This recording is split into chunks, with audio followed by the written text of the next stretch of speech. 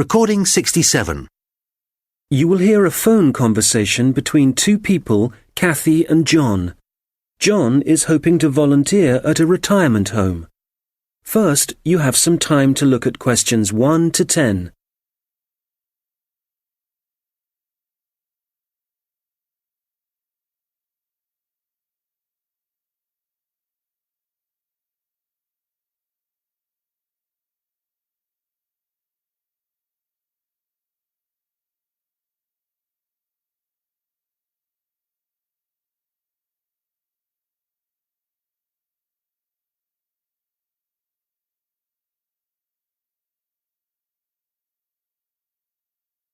Hello, Hillary Lodge Retirement Home. Kathy speaking.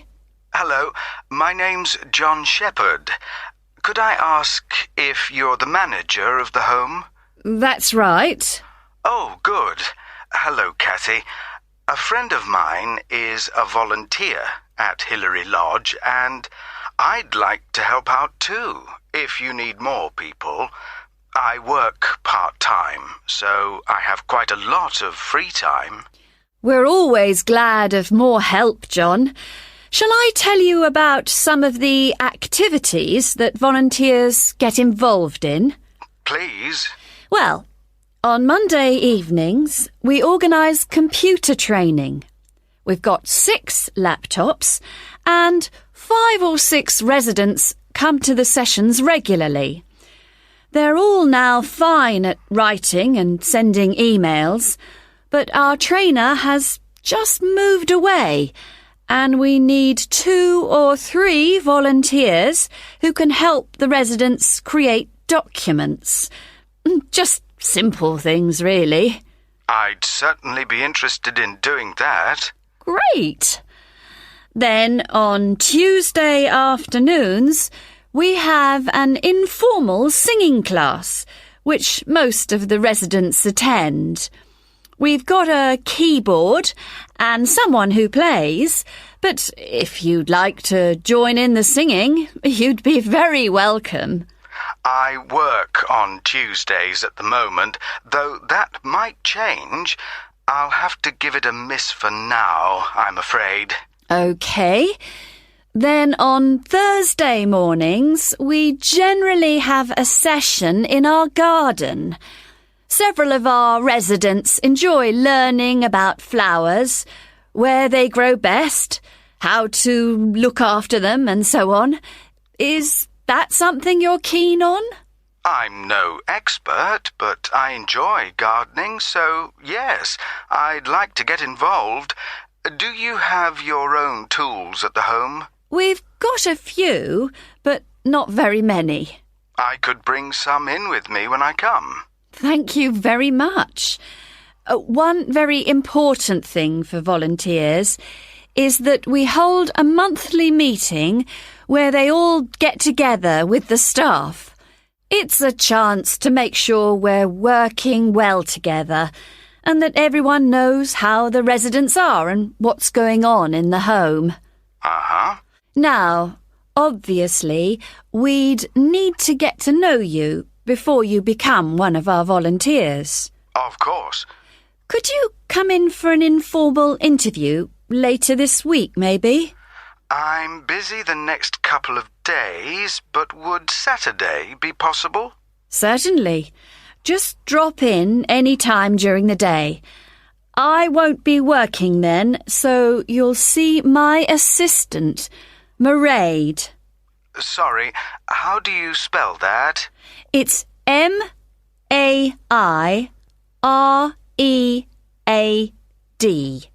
Mairead. OK, got that.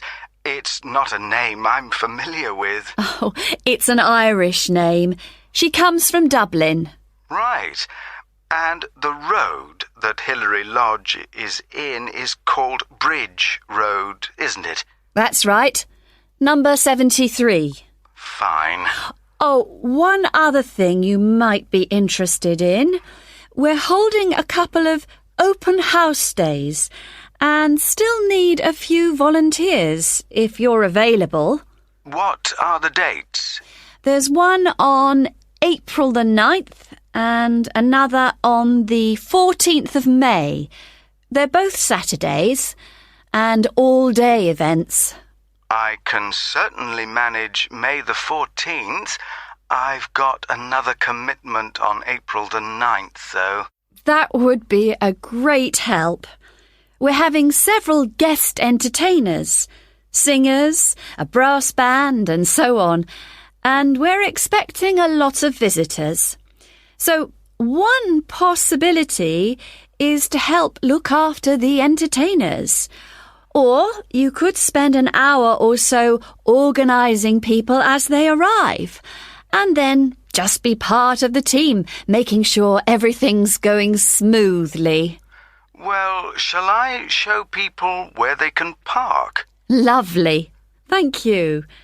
One reason for holding the open house days is to get publicity for Hilary Lodge locally. So you may find you have someone from a newspaper wanting to interview you. They'll want to find out from 2 or 3 people why they volunteer to help at the home. We're trying to get a TV station to come too, but they don't seem very interested. I don't mind being interviewed. Good. Well, if you come in for a chat, as we arranged, we'll take it from there. Thank you very much for calling. My pleasure. Goodbye. Bye. That is the end of section 1. You now have half a minute to check your answers.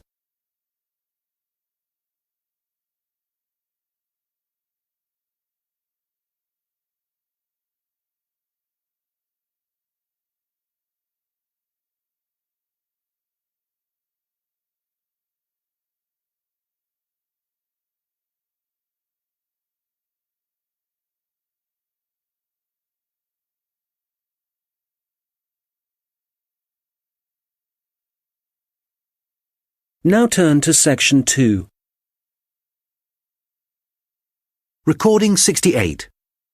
You will hear the head of a centre which offers evening classes for adults. She is explaining some recent changes which have been made to the centre.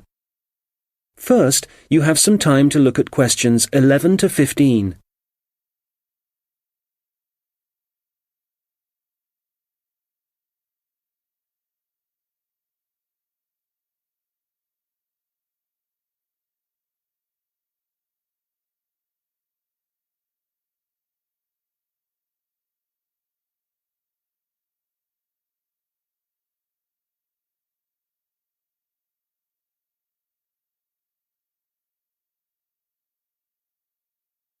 Hello. As some of you know, I'm Elaine Marriott, the head of the college's Learning Resource Centre.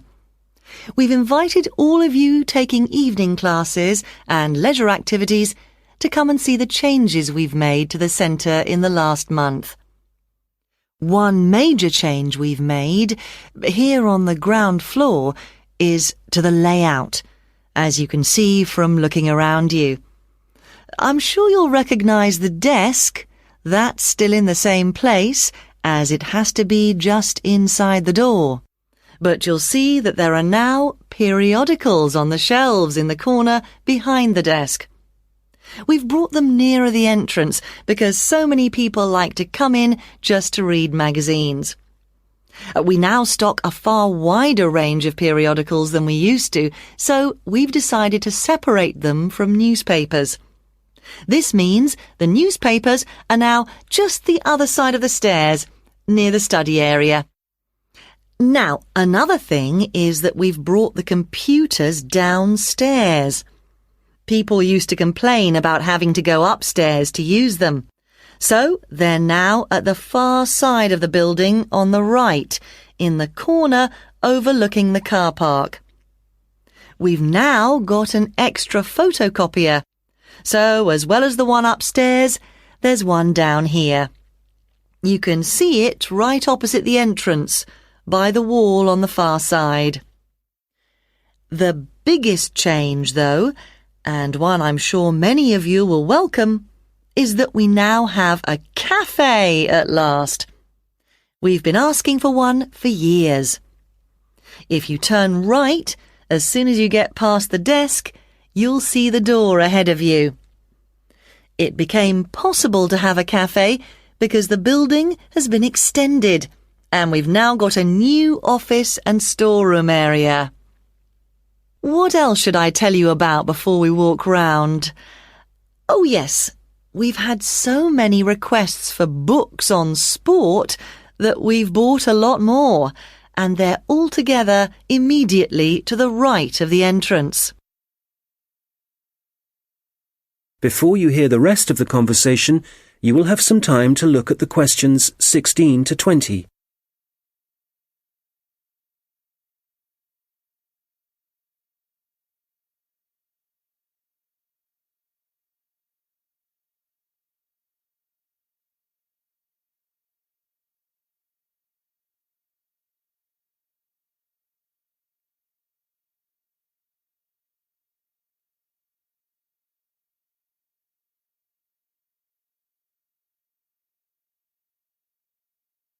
Now listen and answer questions 16 to 20. OK, that's enough on the new layout. We'll walk round in a moment, but before we do, something about the people who are here to help you. Of course, all the staff will do their best to answer your questions, but now we're each going to specialise in certain areas. So, if you ask a staff member about something and they don't think they can help you enough, they'll direct you to our specialist. Jenny Reed is the person to see if there are any films you'd like us to stock, as she's taken over responsibility for purchasing those. I'd better warn you that our budget is limited, so I'm afraid we can't promise to buy everything you ask for. Phil Penshurst can help you to improve your writing if you need to produce reports for your course. You can book a half-hour session with Phil to start with. Then, if you want more help, he'll arrange follow-up sessions with you. I must mention Tom Salisbury. Many people are interested in doing research or just reading about this region. The people, occupations, changes over the years and so on. Tom is a specialist in this particular field, so if you want any help, he can point you in the right direction. We've got a large collection of relevant documents, from old maps to studies of the wildlife. We have a new member of staff, Saeed Akhtar. I'm sure you'll meet him soon and will find him very helpful. If you're unemployed and want some advice on the practical aspects of looking for a job, Saeed is the person to talk to. He's also written a very useful book on the subject, which of course we've got on our shelves. Many of you will know Shilpa Desai, who's been working here for about 5 years. Shilpa now has the additional responsibility of giving information and advice on anything to do with housing, such as finding out what's available or whether you're eligible for financial help. Right, well, that's quite enough from me. So let's walk round the library. That is the end of section 2. You now have half a minute to check your answers.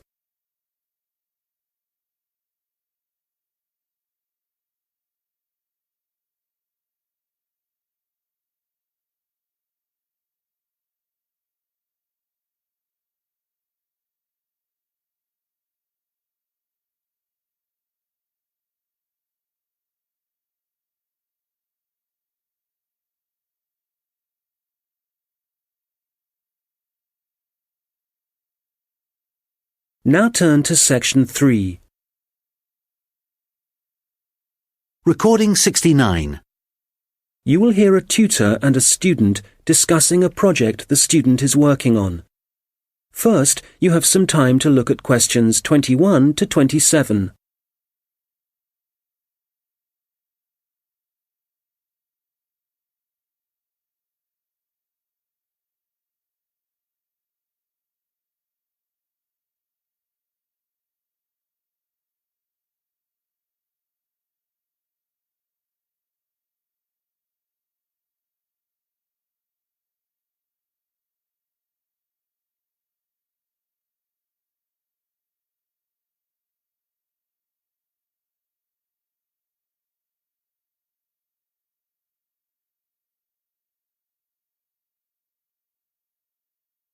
Right, Stuart. Well, I've read your draft report on your work placement at the Central Museum Association. Sounds as if you had an interesting time. So you ended up making a film for them? Yeah, it was a film to train the employees in different museums in the techniques they should use for labelling ancient objects without damaging them. Some of them are really fragile. OK. So in your report, you go through the main stages in making the film. Let's discuss that in a little more detail. You had to find a location, somewhere to shoot the film. That took quite a few days because I had to look at different museums all over the country, but I'd allowed time for it. And even though it was the middle of winter, there wasn't any snow, so I didn't have any transport problems. Right. Did you have to decide what equipment you'd need for the filming? Yes, I think they were quite surprised at how well I managed that. It was just the luck of the draw, actually. I'd done that project with you last year. Oh, on recording technology? So you knew a bit about it from that, right? Yeah. What I found really hard was actually writing the script. I had a deadline for that, but the association had to extend it. I couldn't have done it otherwise. Would it have helped if you'd had some training there? I think you're right. I probably needed that, yeah. Right. Now, from your draft report, it sounds as if you had one or two problems deciding who was going to actually appear in the video. The casting, yeah. I'd expected that the people who worked for the association would be really keen on taking part. But they weren't? The thing was, they were all so busy, and it did mean some of them had to travel. But Janice King, who I was reporting to for the project, she was great. She arranged for people to have time off and for their work to be covered, so that was a big help for me. Right. And it sounds like the filming itself went well. I gather you found a company who provided an online introduction to the techniques. Yeah, it was really informative and very user-friendly. I learned a lot from it. And then the editing? For that, the association put me in touch with someone who works for one of the big movie companies, and I went down to the studio and sat with him in front of his computer for a day, learning how to cut and paste and deal with the soundtrack and so on. So was that all? No, I didn't include this in my draft report, but I had to design the cover for the DVD as well, the lettering and everything. Have you done any of that sort of design work before? No, but I did a rough draft and then talked it through with a couple of my mates, and they gave me some more ideas.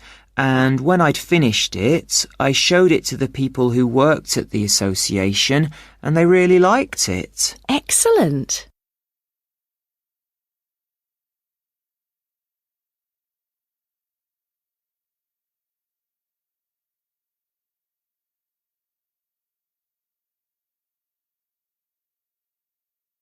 Now listen and answer questions 28 to 30. Now, as well as your own draft report, I've also received some written evaluation from the association on the work you did during your placement and how it was of benefit to them. I noticed that you haven't included anything on that in your report yet. How my project benefited the association, you mean? So, do I have to include that? Yes. Well, let's think. I suppose if I hadn't made the film for them, they'd have had to get an outside company to do it. But because I was actually working for the association, I'd got much more of a feeling for what their aims are. Things like their responsibility for the conservation of the exhibits. I don't think an outside company would have had that understanding. They'd have been more detached. Right. And the association also said that because of your background, you had a good idea of where to go to get the best deal for the equipment you needed. They said the saving in expense made it worthwhile, even though sourcing it took quite a bit of time. Yes, that's true. The association also said making the film had a very positive effect in getting staff to work together more closely. Oh, I hadn't heard that. That's good. And certainly people weren't afraid to tell me what they thought about it as I was making it, so I was able to get lots of feedback at every stage. That was useful for me, but it also meant the final product worked better for them. Can you think of any other benefits? Well, I don't think they'd really thought out what they'd do with the film once it was made. I made quite a few suggestions for the distribution, other people we could send it to, as well as museum staff. Yes, they mentioned that. OK, good. Well, it sounds like they certainly... That is the end of section 3. You now have half a minute to check your answers.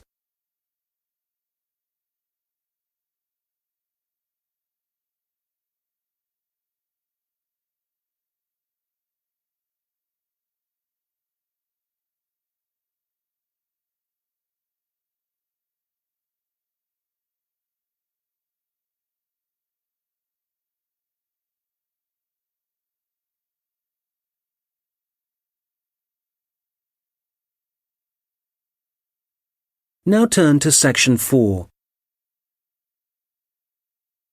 Recording 70. You will hear a lecture about a species of bird called the New Caledonian crow. First, you have some time to look at questions 31 to 40.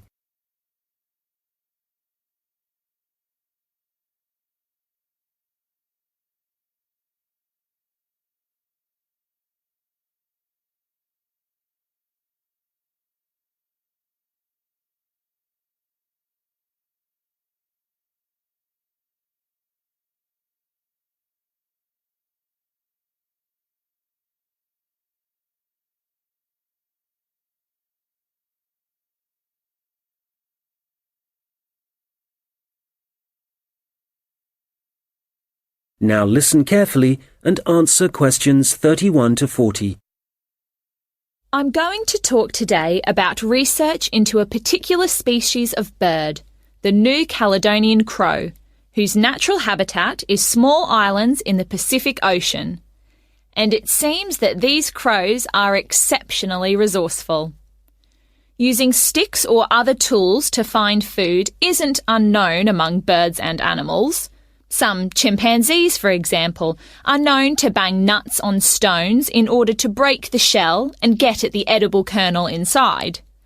One New Caledonian crow, called Betty, bent some straight wire into a hook and used it to lift a small bucket of her favourite food from a vertical pipe. This experiment was the first time she'd been presented with wire, which makes it very impressive. Another crow, called Barney, has demonstrated his skill at using sticks to forage for food. In one research project, scientists from New Zealand and Oxford set captive New Caledonian crows a 3-stage problem. If they wanted to extract food from a hole, the crows first had to pull up a string to get a short stick, then use that short stick to remove a long stick from a toolbox, and finally use the long stick to reach the food. Amazingly, they worked out how to do this successfully. Further experiments carried out at Oxford suggest that crows can also use sticks as tools to inspect all sorts of objects, possibly to assess whether or not they present a danger. The idea for the experiment came from observing the birds using tools to pick at random objects, such as a picture of a spider that was printed on some cloth. In this research, 5 pairs of crows, including Barney, underwent tests to see how they would react to a variety of objects, which were carefully chosen so the birds wouldn't be tempted to view them as a possible source of food. As a further precaution, all the crows had been fed beforehand.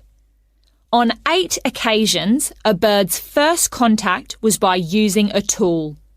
In all 3 trials, Barney began by using a stick for inspection. One involved a rubber snake. First he approached it, but didn't touch it, then retreated to pick up a stick. He then prodded it with the stick. After some more investigation, he discarded the stick and carried on pecking at the snake more confidently, apparently convinced that it wouldn't move. In other experiments, 2 different birds, called Pierre and Corbeau, also made a first approach with tools on 3 separate occasions. Pierre used a short piece of wood chip to touch a light which was flashing, and Corbeau was seen prodding a metal toad with a stick. Significantly, the crows tended to use the sticks only to make their first contact with the object. Subsequently, they either ignored the object or dropped the tool and pecked at the object, which is very different from using the tool to get access to food.